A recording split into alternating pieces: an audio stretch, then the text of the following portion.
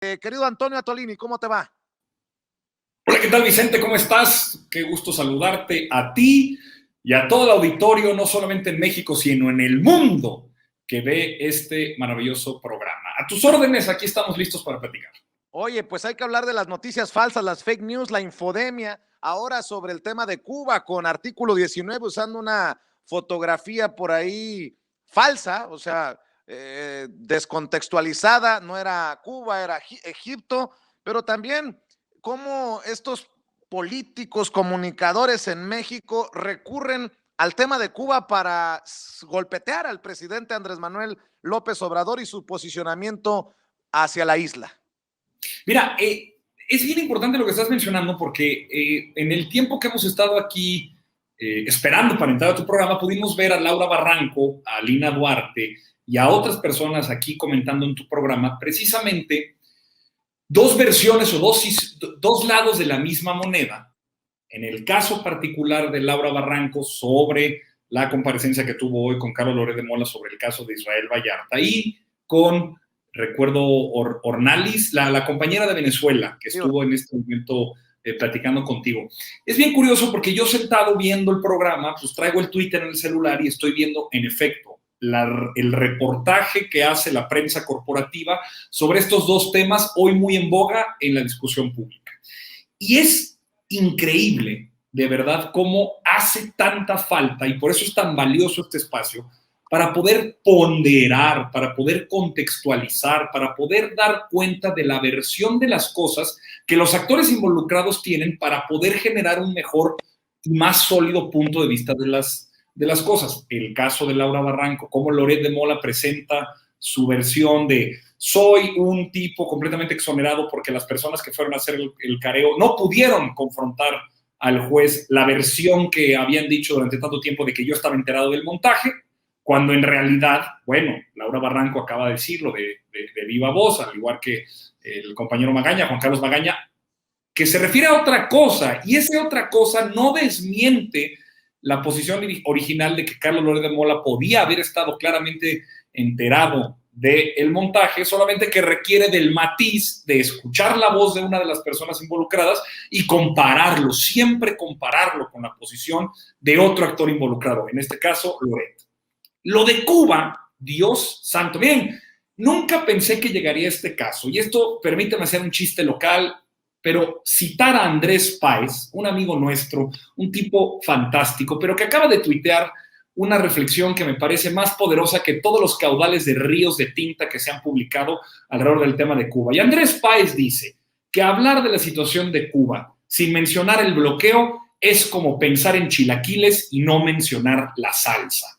Bueno, no había yo visto reflexión más atinada que lo que que lo que leí del compañero Andrés Páez. En efecto, una pequeña isla que puede producir quizá azúcar, caña y algo de energía, por supuesto, aprovechada de manera rapaz por las transnacionales e internacionales, particularmente las españolas, Repsol en una de ellas, ha hecho milagros, verdaderos milagros. No hay analfabetismo, todo el mundo tiene acceso a servicios de salud y de educación, son bollantes en el deporte y además recientemente sorprenden al mundo con su vacuna Abdala, que es 92% de efectiva para poder confrontar y atacar el virus del SARS-CoV-2 provocante de la enfermedad COVID-19. Es una isla que pese al terrible bloqueo comercial que tiene más de 5 décadas, casi 6 décadas, impuesto por parte de los Estados Unidos y que recientemente, como todas las veces que se presenta en la Asamblea General de Naciones Unidas, fue rechazado su levantamiento por dos naciones, Estados Unidos e Israel,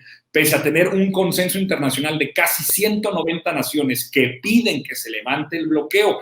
Dicho también sea de paso, hoy mismo el presidente López Obrador menciona que para poder ayudar a Cuba, lejos de la hipocresía liberal buena ondita de los influencers, cantantes y quedabienes de las redes, se tiene que hablar no de ayuda humanitaria, de haber alguien que saque de su bolsa y ponga 5 o 10 dólares en una cuenta, ni tampoco en el hashtag de SOS Cuba, apoyemos y veamos cuánto nos duele una situación que en realidad parte del hecho de que Cuba está bloqueada económicamente para el libre intercambio de bienes y servicios de manera ilegal, pero coercitiva por parte de Estados Unidos. Y vemos, como lo vemos recurrentemente, cuando suceden estos casos, siempre el corte ideológico. Todo mundo pone el grito en el cielo en Venezuela y todo mundo pone el grito en el cielo en Cuba, no sin reconocer que tienen razón.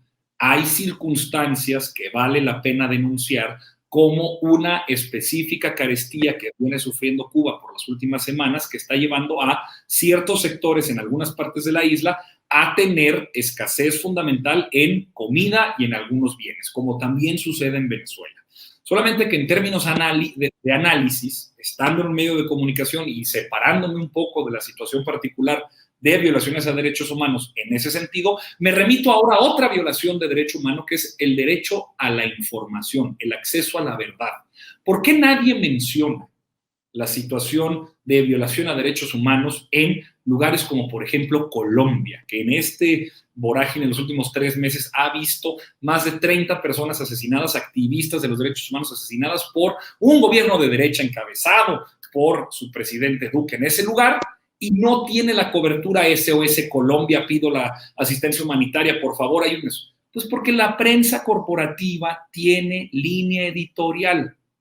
Para ello un botón, que es de veras de risa loca. Penilei Ramírez, que forma parte de la plana mayor del Reforma y que además es la incorporación estrella reciente de este periódico, de Univisión, donde también colabora, y además cubana avecindada en Miami, tuitea. Una cosa terrible.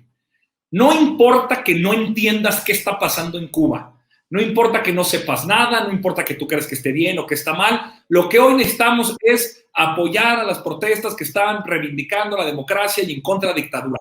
¿Perdón? Discúlpame, señora periodista, que además reivindica su posición de ser una arraigada cubana en el exilio.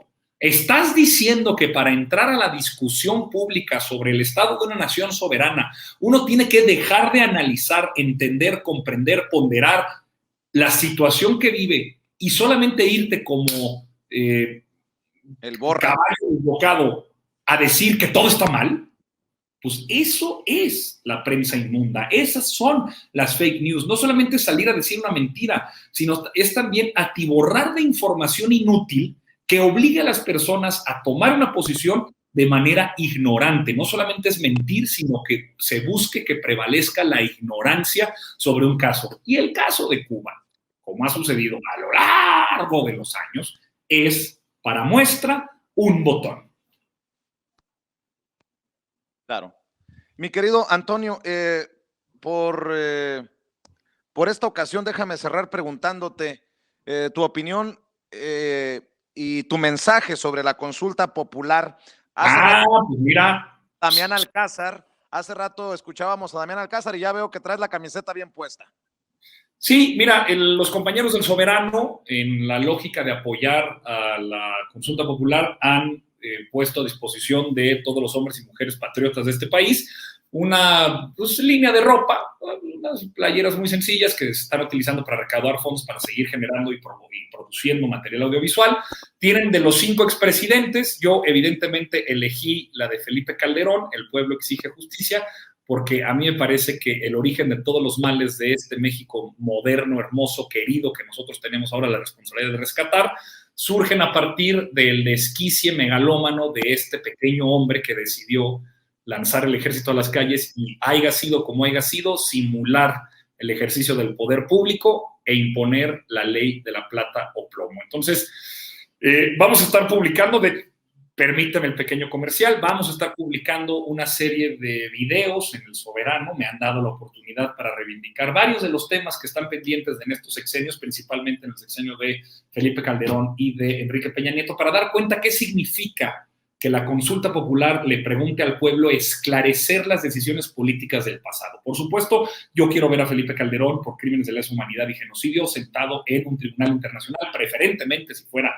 un tribunal mexicano, mejor, sí, pero hay muchos otros temas. Por ejemplo, 3 temas particulares sobre los que vamos a concentrar nuestra atención, que son eminentemente coahuilenses, pero que tienen que ver con el modelo de desarrollo que se tuvo en esos países, en ese sexenio, que es la matanza de Allende, sucedía en 2011, la megadeuda heredada también en 2011 por parte de Humberto Moreira y el terrible accidente en Pasta de Conchos en 2005. 3 temas que sucedieron en Coahuila, que sucedieron en el periodo neoliberal y que debieran servir para impulsar el contenido político que tiene la consulta popular. Queremos que se esclarezcan esas decisiones y ya no solamente se construyan versiones a modo de filtraciones de prensa, entrevistas a particulares, reportes incompletos, y todo se genera en un espectro que busque ser el golpeteo mediático, como por ejemplo la revista Proceso ha tenido mucho a lo largo de los años y recientemente en el tema de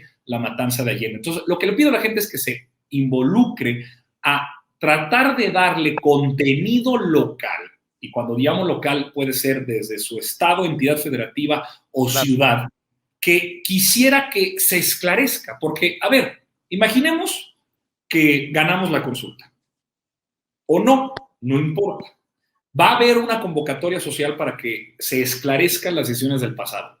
Pues, ¿cuáles? ¿Por dónde empezar? Incluso va a haber una competencia sobre si empezamos en el sexenio de Peña Nieto, en el de Salinas de Gortari, o en el de Cedillo, o si vamos con Fox.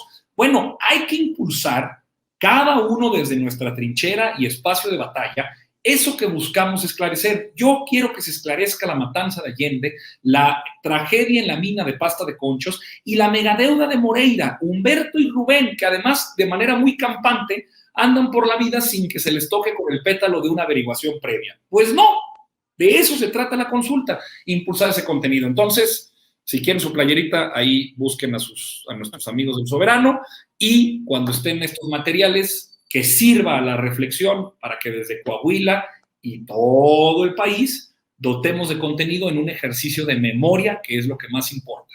Claro. Mi querido Antonio, ¿en dónde te encuentran en redes sociales? Y de una vez aprovechamos para enviarle el saludo también a la gente del Soberano. Todas las redes sociales son las mismas. Mi nombre es Antonio Atolini, se escribe como Atole, pero con doble T. Estoy así en Twitter, en Facebook, en Instagram y en YouTube. Y también, pues, colaborando no solamente en este maravilloso espacio de Sin Censura, sino también en El Soberano. Síganlo en todas sus redes sociales, ahí vamos a seguir dando la batalla, porque la verdad tiene trinchera y tenemos que defenderla en estos tiempos de canallas. Oye, mi querido Antonio, a mí también me gustó la camisetita, me apartas una M, dice el Gunter que doble X. Oye, para él. No solamente hay playeras, también hay unas tazas bien chingonas, pero la pregunta es, ¿Carlos Salinas de Gortari, Ernesto Cedillo, Vicente Fox, Felipe Calderón o Enrique Peña Nieto? ¿De cuál te mandamos? Una de cada una. ¡Ah! Pelada. Ya estás. Un abrazo, Antonio. Nos vemos. Bueno, oiga, quiero